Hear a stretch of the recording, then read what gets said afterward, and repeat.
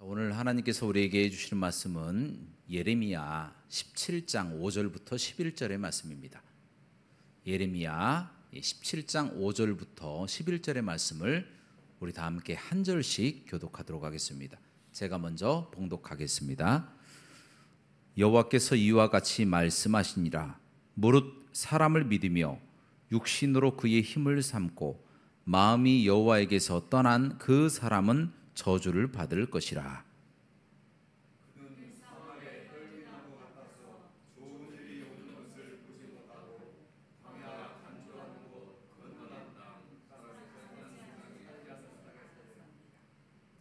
그러나 무릇 여호와를 의지하며 여호와를 의뢰하는 그 사람은 복을 받을 것이라.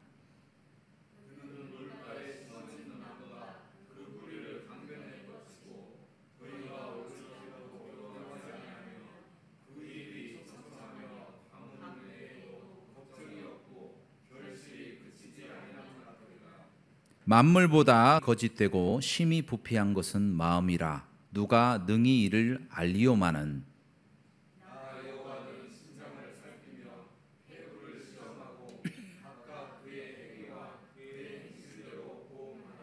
다 같이. 불의로 치부하는 자는 자구새가 낳지 아니한 알을 품음 같아서 그의 중년에 그것이 떠나겠고 마침내 어리석은 자가 되리라. 아멘. 오늘 말씀의 제목은 하나님을 의뢰하자입니다. 따라 하시겠습니다. 하나님을 의뢰하자. 인간은 누구나 본능적으로 누구를 보호하고 싶어 하고 또 누구의 보호를 받고 싶어 한다라고 합니다. 그것을 심리학적인 용어로 상호 의존성이다 그렇게 이야기를 합니다. 그래서 인간은 누구나 다른 사람에게 의존하고 또 다른 사람의 의존을 받고 싶어 한다라는 것입니다. 예를 들어 차가 고장나면 정비소로 차를 수리하러 가잖아요. 가서 누구를 만납니까? 정비 기사를 만나서 차를 고치게 된다라는 겁니다.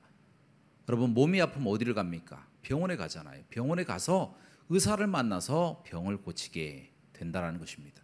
어떤 물건이 고장나요. 그러면 어떤 서비스 기사나 정비 기사를 불러서 물건을 고치게 되잖아요. 어떤 전문가를 만나서 모든 문제를 해결하게 된다라는 것입니다. 이처럼 모든 사람들은 대부분 다른 사람들의 도움이나 어떠한 의존성을 가지고 도움을 받고 그렇게 살아간다라는 것입니다. 그런데 문제는 모든 문제가 다 해결되는 것은 아니라는 거예요.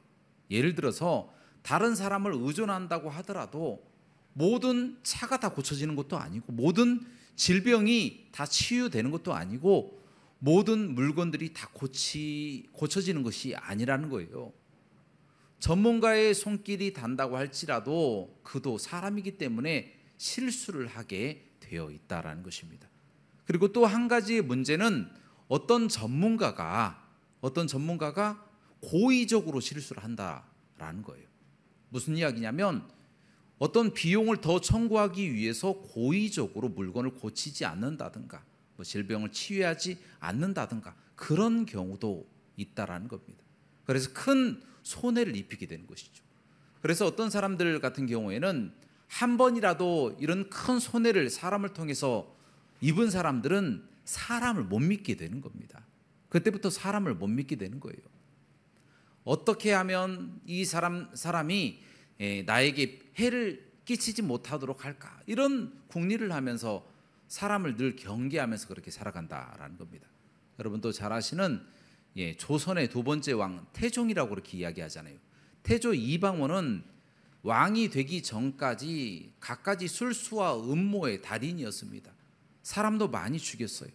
사람도 많이 속여봤고 그래서인지 다른 사람들이 혹시 자기를 속일까 봐 늘 두려움에 떨었다라는 겁니다. 그래서 실제로 그가 왕이 되었을 때에 사람을 믿지 못해서 심지어 자신의 그 처의 처남들 남동생들 4명을 유배를 보내서 죽여버렸어요. 그리고 심지어 자신의 그 아들의 며느리죠. 며느리의 사돈댁이라고 할 수 있는 그 온 식구들을 대다수를 다 죽여버리고 관노로 노예로 삼아버렸다라는 것입니다.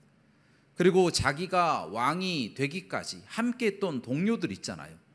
함께 헌신했던 이 공신들을 어떠한 공적이나 어떤 벼슬을 주지는 못할 망정 그들을 관직에서 다 쫓아내버렸어요. 다 쫓아내버리고 그들은 웬만하면 죽이지는 않았지만 다 쫓아내버리고 다 먼 곳으로 유배 보내버리고 말았다는 것입니다. 그만큼 이 사람은 사람을 믿지 못해서 냉정하고 아주 비정한 사람으로서 냉정한 왕으로 그렇게 유명한 왕이 되어버리고 말았다는 겁니다. 왜 그렇습니까? 사람을 믿지 못하기 때문에.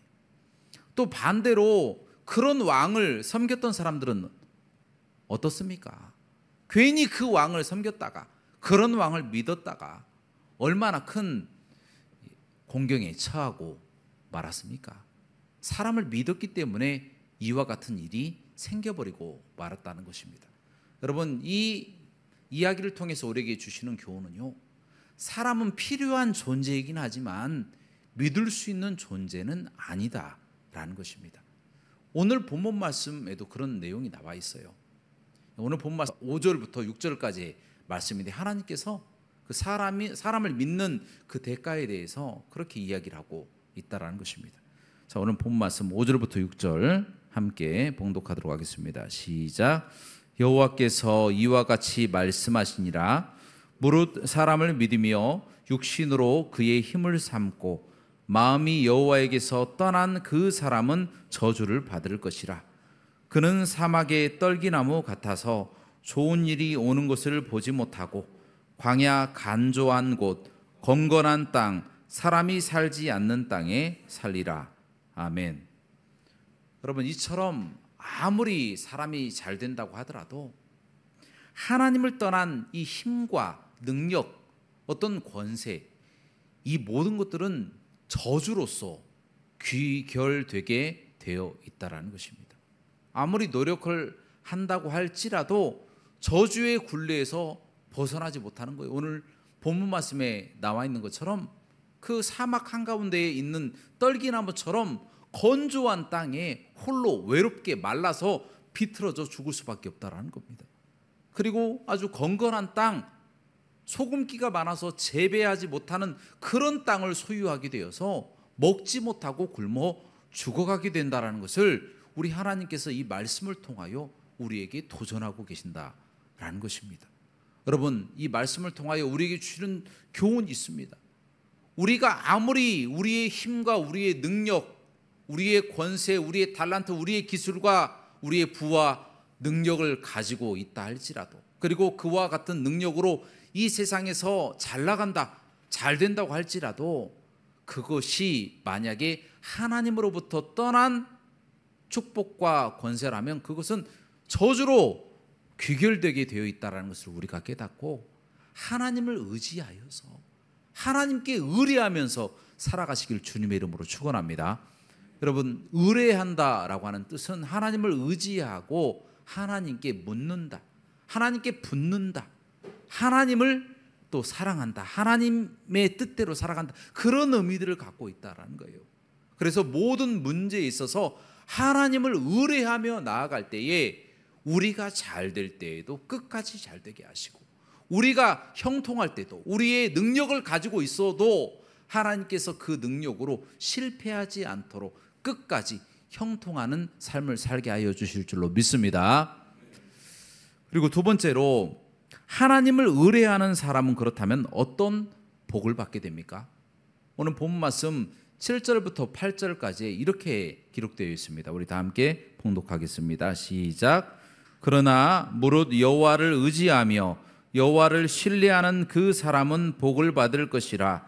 그는 물가에 심어진 나무가 그 뿌리를 강변에 뻗치고 더위가 올지라도 두려워하지 아니하며 그 잎이 청청하며 가무는 해에도 걱정이 없고 결실이 그치지 아니함 같으리라. 아멘.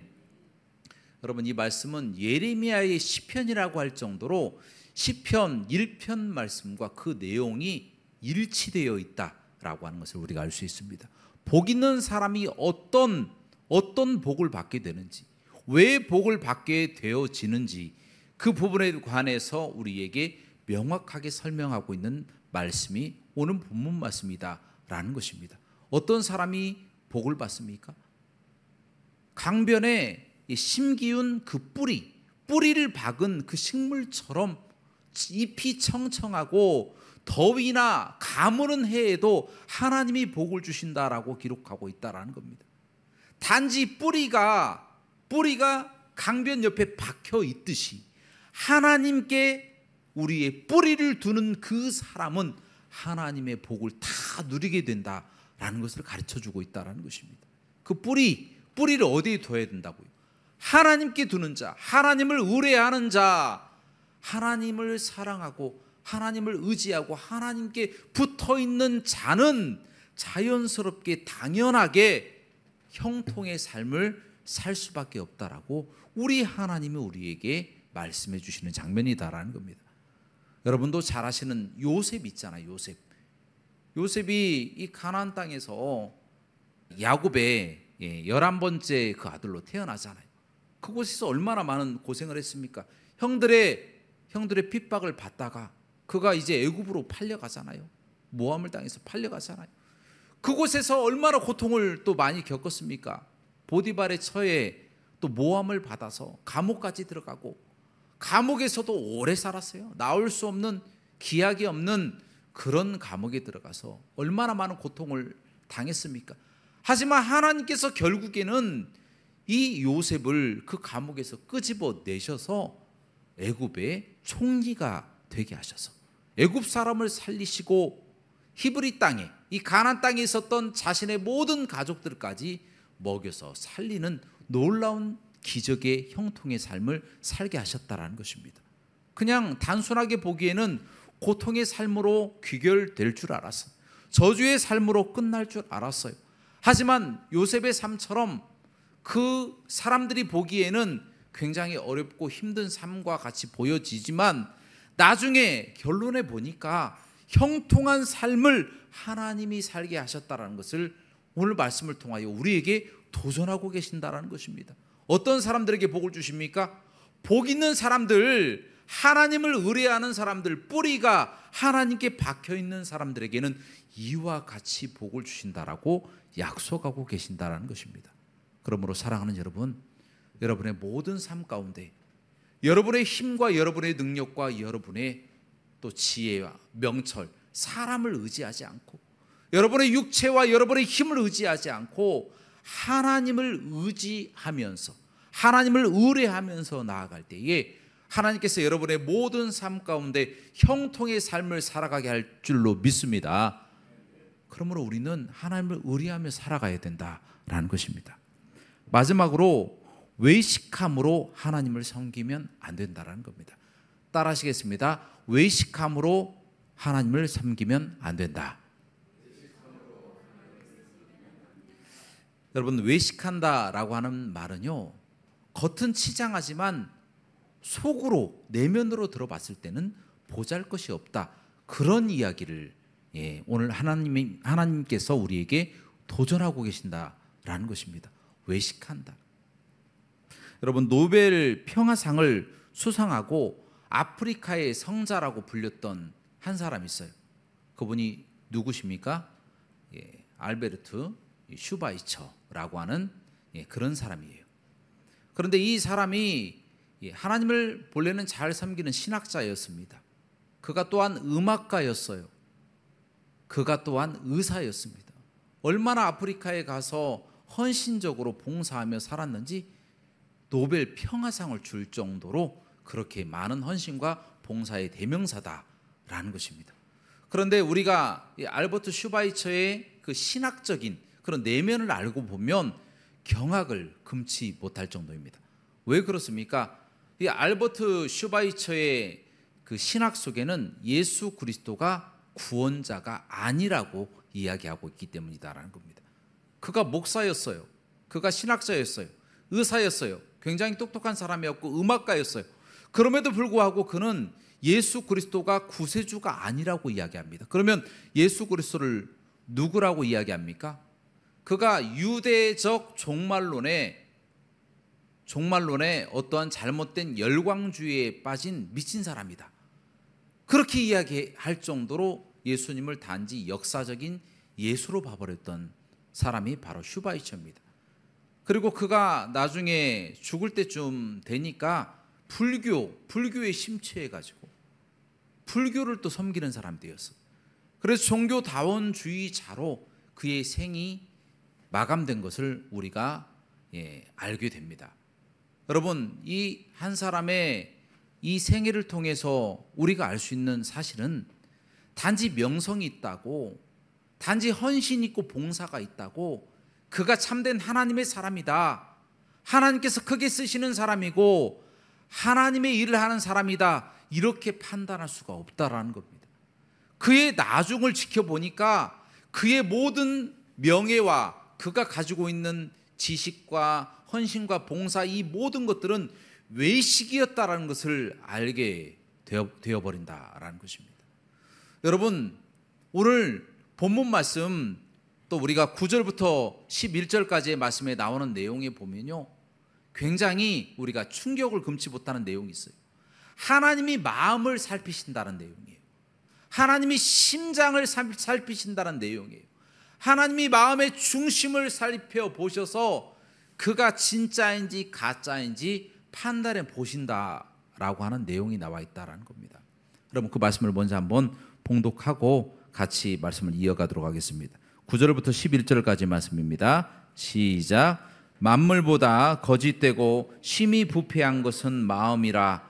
누가 능히 이를 알리오마는 나 여호와는 심장을 살피며 폐부를 시험하고 각각 그의 행위와 그의 행실대로 보응하나니, 불의로 치부하는 자는 자고새가 낳지 아니한 알을 품음 같아서 그의 중년에 그것이 떠나겠고 마침내 어리석은 자가 되리라. 아멘.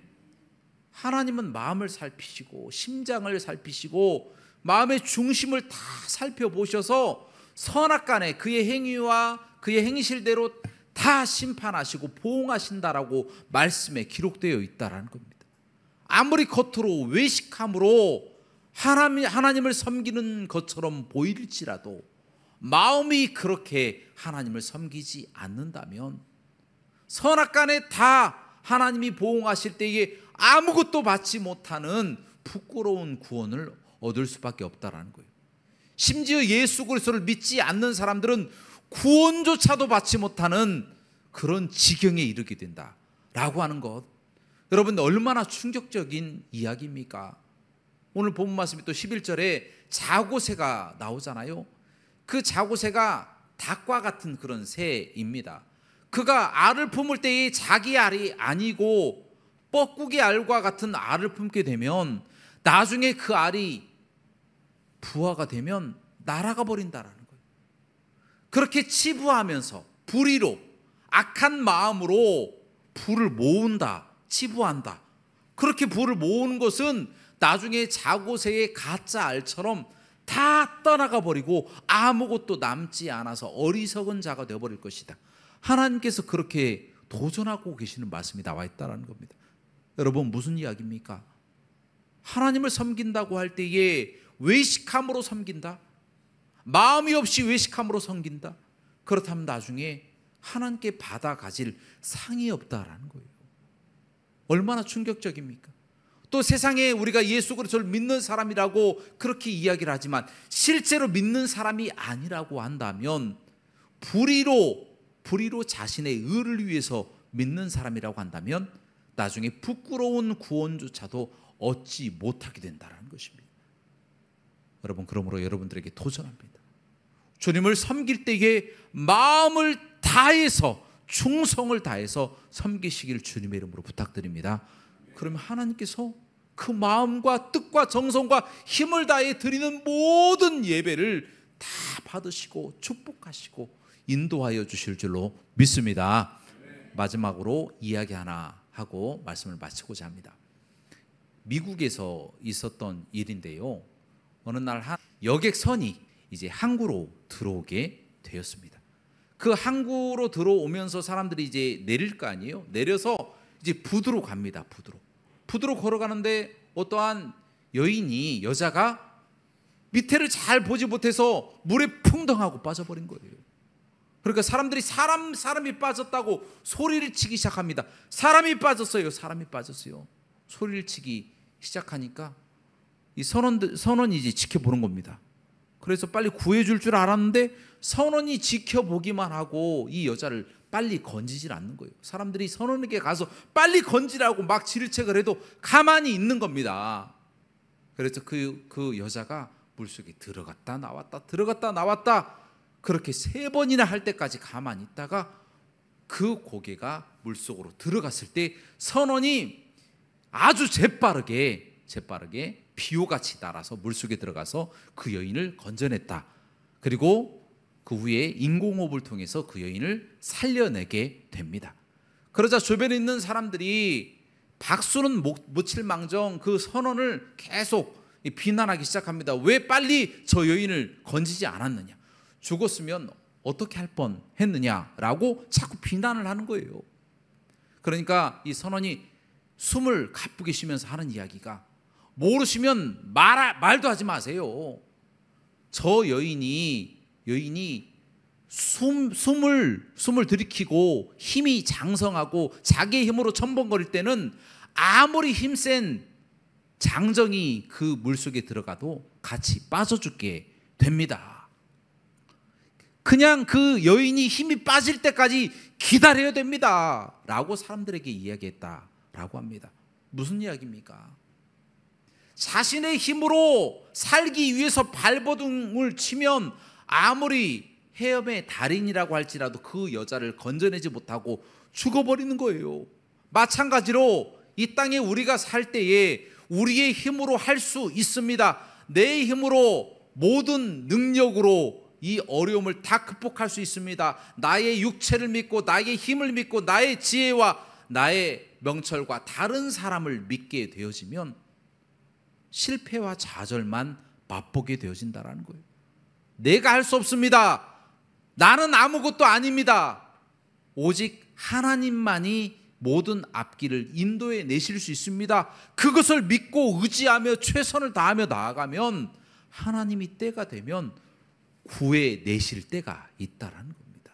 그래서 그 여자를 구해내신 것처럼 하나님께서 놀랍게 우리의 모든 삶을 구해 주시고 우리를 가장 좋은 길로 인도하여 주신다는 것입니다. 그러므로 우리는 모든 삶에 있어서 잘하는 일도 나의 힘으로 잘합니다 그렇게 이야기하지 마시고요. 내가 조금 잘못된 방향으로 간다고 할지라도 나의 책임으로 돌리지 말고 자책하면서 내가 잘못해서 이렇게 잘못된 방향으로 가는구나 그렇게 자책하지 마시고 하나님께 모든 것을 맡기면서 사시기를 주님의 이름으로 축원합니다. 그렇게 주님을 의뢰하며 나아가면 하나님이 때가 되면 찾아오셔서 우리의 모든 앞길을 다 여시고 구해주시고 형통한 삶을 살게 하신다는 것입니다. 여러분, 이와 같은 삶을 사시기를 주님의 이름으로 축원합니다. 함께 기도하시겠습니다.